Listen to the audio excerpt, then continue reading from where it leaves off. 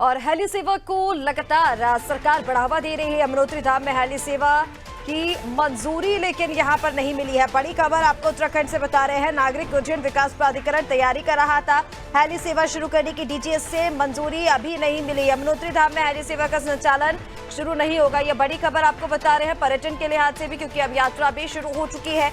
इसके लिहाज से भी लगातार हेली सेवा पर फोकस किया जा रहा था, लेकिन यहाँ पर यमुनोत्री धाम में डीजीएस से हेली सेवा को मंजूरी नहीं मिली है और इसी वजह से यमुनोत्री धाम में हेली सेवा का संचालन शुरू नहीं होगा। और चलिए इसी पर ज्यादा अपडेट के लिए सोनू सिंह हमारे साथ लगातार बने हुए हैं। सोनू, यमुनोत्री धाम में हेली सेवा को मंजूरी नहीं मिली है। सरकार लगातार ये प्रयास कर रही थी कि कम से कम जो यात्रा वाले क्षेत्र है, क्योंकि चारधाम यात्रा का आगाज हो चुका है और ऐसे में श्रद्धालुओं को कोई दिक्कत ना हो, इसी वजह से ये जो हेली सेवा है वो शुरू की जा रही थी, लेकिन डीजीएस से अब यहाँ पर मंजूरी नहीं मिली है।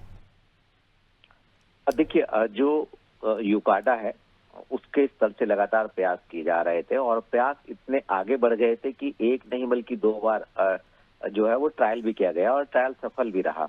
और इसके साथ साथ जो लैंडिंग का ट्रायल है वो भी किया गया हेलीपैड पर। चूंकि केदारनाथ में हवाई सेवाएं सक्सेसफुल चल रही हैं और ऐसे में यमुनोत्री धाम के लिए हेली सेवाओं के प्रयास किए जा रहे थे। और जो उत्तराखंड नागरिक उड्डयन विकास प्राधिकरण है यूकाडा, उसके स्तर से लगातार प्रयास किए जा रहे थे और न सिर्फ लैंडिंग की ट्रायल की गई हेलीपैड पर, बल्कि यमुनोत्री के लिए इसकी टेंडर प्रक्रिया भी शुरू कर दी गई। चूंकि भी एक रोज पहले गंगोत्री क्षेत्र में एक हेलीकॉप्टर का हादसा हुआ है और इस दुर्घटना के बाद डीजीसीए ने इसकी जांच शुरू कर दी है। अब चूंकि इस साल यमुनोत्री धाम के लिए हेली सेवा शुरू की जानी थी, लिहाजा ये प्रक्रिया होने के बावजूद भी डीजीसीए ने फिलहाल जो है वो मंजूरी नहीं दी है। और ऐसे में मंजूरी नहीं मिल पाना का मतलब ये है, हालांकि इसके जो तर्क हैं ऋषि का, वो सुरक्षा और तकनीकी कारण बताए जा रहे हैं, लेकिन अब ये माना जा सकता है कि फिलहाल इस यात्रा सीजन में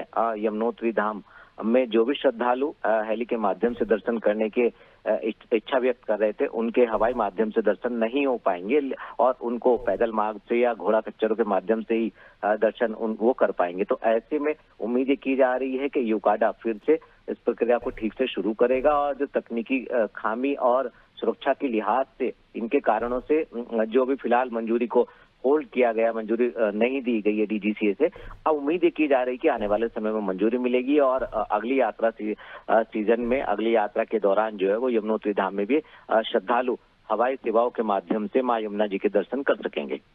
बिल्कुल सोनू, तमाम जानकारी के लिए बहुत शुक्रिया आपका। बने रहिए, आपसे आगे भी अपडेट लेते रहेंगे।